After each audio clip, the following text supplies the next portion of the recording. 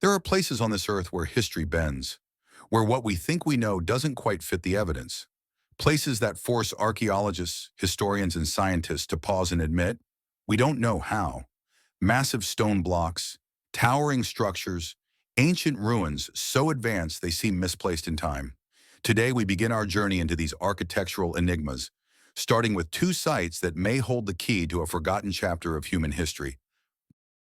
Baalbek Megaliths, the impossible stone blocks. Baalbek, located in modern-day Lebanon, is home to one of the most mysterious engineering feats of the ancient world. At first glance, it's a Roman temple complex. Massive columns, intricate carvings, a testament to the empire's architectural genius. But underneath those temples lies something far older and far stranger. Resting beneath the Roman ruins are the Baalbek Megaliths, stone blocks so large they seem almost mythical. Among them is the famed trilithon, a platform made up of 3 limestone blocks, each weighing an estimated 800 to 1,000 tons. That's not a typo. These stones are heavier than a fully loaded Boeing 747. They're stacked 20 feet above ground, fitted together with incredible precision. No mortar, no margin of error. Then there's the stone of the pregnant woman, still resting in a nearby quarry. It weighs an estimated 1,200 tons. Just imagine trying to move it even with modern machinery. It would take some of the largest cranes on Earth, and even then the logistics would be staggering. So how did ancient builders do it? The mainstream view is that the Romans were responsible. After all, they built aqueducts, colosseums, and roads that still stand today. But here's the problem. No Roman structure anywhere uses stones of this size. Their most advanced projects, like the Pantheon or the Colosseum, don't come close. There are no records of Roman cranes or pulleys capable of lifting anything near 1,000 tons. This is why some scholars suggest that the Romans inherited Baalbek, that the temple was built atop an already ancient foundation, one laid down by a civilization lost to time. Some theories point to the Phoenicians, a seafaring people who once ruled the region, but even that may not go far enough. The precision, the size, the construction, it all suggests a level of engineering far beyond anything attributed to known ancient cultures. This has led to more radical theories. Some researchers believe the Baalbek platform may have been built using a lost form of technology, an ancient understanding of sound manipulation, counterweights, or magnetic levitation.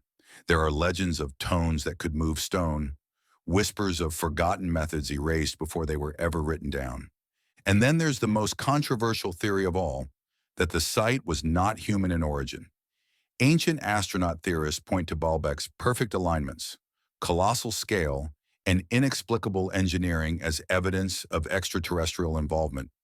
According to them, the platform may have served as a landing pad for alien craft, built with materials and methods beyond our reach. Is there proof? No. But here's what we do know. No one today can say, with certainty, how the Baalbek megaliths were moved or placed. They remain one of the greatest unsolved construction mysteries in history. If humans thousands of years ago had the ability to move stones that defy even our modern machines, what else might they have been capable of? Göbekli Tepe, the 12,000-year-old site that changed history. Now travel with me to southeastern Turkey. Buried beneath millennia of dust and soil, atop a small hill, lies a site that rewrote the story of civilization. It's called Göbekli Tepe, and it's older than you've been taught history goes. This isn't just another ancient ruin. It's a discovery so profound that it shattered what archaeologists thought they knew about early humans. Göbekli Tepe is 12,000 years old. That's 7,000 years older than the Great Pyramid of Giza, 6,500 years older than Stonehenge. It was built at a time when, according to traditional timelines, humans were still hunter-gatherers, living in temporary shelters, with no written language, no agriculture, and no cities. And yet, here it stands. Massive T-shaped limestone pillars, some weighing up to 20 tons, arranged in perfect circles. Carvings of animals, symbols, humanoid figures etched into the stone with precision. These weren't random stacks of rock. They were temples, planned, organized, and carefully built. And here's the strangest part. They weren't lived in. No homes, no hearths, no signs of everyday life. Göbekli Tepe wasn't a village. It was something more, a sacred site, a ceremonial gathering place, or perhaps something else entirely. And then, just as mysteriously as it was buried. At some point, long after its construction, Göbekli Tepe was deliberately covered with earth and rubble, as if the builders wanted to hide it or protect it from the future. But why? Was it considered too sacred to be left exposed? Or was something darker behind its abandonment? Theories abound. Some believe the site represents the birth of organized religion and that it inspired the later shift to agriculture and settled life. Others claim it was the last vestige of an advanced, pre-Ice Age civilization, a lost world that perished in global catastrophe, perhaps the result of the Younger Dryas event, a proposed comet impact that triggered climate chaos around 10,800 BCE.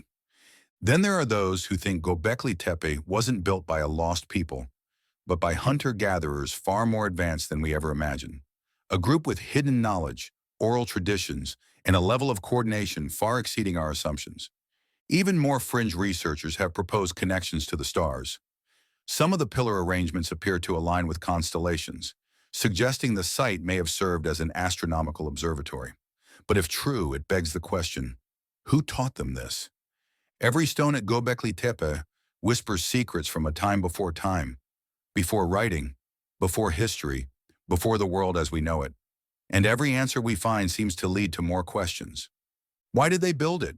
How did they build it? And perhaps most haunting of all, what else is buried out there, waiting to be found?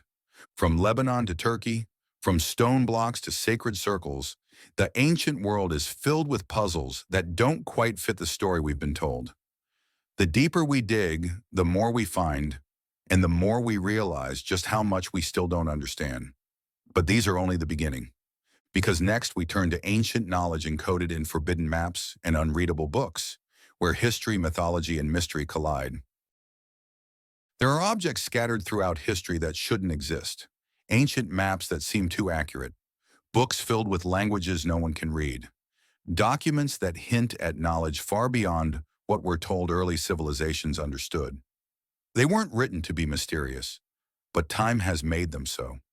Today we look at 3 relics that challenge our understanding of the past, maps and manuscripts that may hold the secrets to a forgotten age of discovery. Piri Reis Map, a 16th century map of the impossible. In 1929, a dusty stack of forgotten documents in Istanbul's Topkapi Palace changed everything. Inside was a partial map drawn on gazelle skin, dated 1513, signed by an Ottoman admiral named Piri Reis. At first glance, it looked like any early Renaissance world map, showing the western coast of Africa, parts of Europe, and the recently discovered Americas. But then came the twist. At the bottom of the map was a landmass that shouldn't have been there. A curved coastline with bays, mountains, and rivers, detailed and precise. To many, it looked like Antarctica. But here's the thing. Antarctica wasn't officially discovered until 1820, more than 300 years after this map was drawn. Even stranger, the land wasn't covered in ice. Modern scientists have noted that the Piri Reis Map shows Antarctica's coastline as it would appear without its ice sheet, a view that's only been possible with 20th century seismic data. If accurate, this would mean someone, somewhere in the distant past, had mapped Antarctica when it was ice-free. According to geological data, the last time Antarctica may have been partially ice-free was over 6,000 years ago.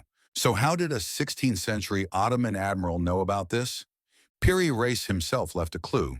Scribbled in the margins of the map are handwritten notes where he claims he compiled it from older charts, some allegedly dating back to the time of Alexander the Great. He mentions using maps from Arab, Indian, and even ancient Greek sources. If true, this would suggest that knowledge of global geography far predated European exploration. Some researchers believe the Piri Reis Map is evidence of a lost seafaring civilization, one capable of world travel and advanced cartography. The map's accuracy in certain coastal regions, especially South America and Africa, is stunning even by today's standards. Skeptics argue the landmass was misinterpreted, perhaps a distorted view of South America. They suggest that 16th century cartographers often made mistakes, combining sources that didn't always align. And it's true, maps from that era were often more art than science. But then there's the context. Other ancient maps, like the Orontius Phineas map and the Boachi map, also appear to show Antarctica with shocking precision. Are they all mistakes, or are they fragments of a knowledge system that modern history has forgotten? The truth remains uncertain. But the Piri Reis Map stands as one of the most perplexing cartographic enigmas ever discovered, a document that may point to a deeper, older layer of human history, lost beneath time and ice. Rohonc Codex, the book no one can read. Imagine a book written in a language no one understands, a book with no known alphabet, no recognizable grammar, and over 200 unique symbols, far more than any known written script. A book filled with strange drawings, religious scenes, battles, saints, cities, all drawn in a style that seems both familiar and alien. This is the Rohonc Codex, a manuscript so strange it has baffled linguists, historians, and cryptographers for over 200 years. The Codex first surfaced in Hungary in the early 19th century, donated to the Hungarian Academy of Sciences by a nobleman named Gustav Batthyány. No one knows where it came from, who wrote it, or what it means. The pages, 448 of them, are filled with tightly packed lines of script, written from left to right, but in a language that exists nowhere else on Earth. Despite countless attempts, no one has been able to decipher a single sentence. Some researchers have tried to match the characters to known languages, Hungarian, Latin, Romanian, Sanskrit, but nothing fits. Others have applied frequency analysis, hoping to find patterns that might hint at a readable code. But the results have been inconclusive. The symbols appear too random, the structure too chaotic, or perhaps too advanced. Adding to the mystery are the illustrations. Some resemble Christian iconography, crucifixes, saints, and churches. Others show what appear to be Hindu or Islamic influences, mixed into the same narrative. It's a book with no clear cultural origin, combining religious symbols in ways that defy tradition. There are theories. Some believe the Rohonc Codex is a sacred text from a long-lost sect, blending beliefs from East and West. Others think it's a forgotten language, a remnant of a small, isolated culture that vanished before their words could be preserved. And then there's the hoax theory. Some scholars suggest the Codex was created as a forgery, an elaborate 19th century prank. They argue that the symbols lack linguistic structure and that the book is nothing more than an artistic puzzle meant to confuse. But here's the thing. If it's a hoax, it's a masterpiece.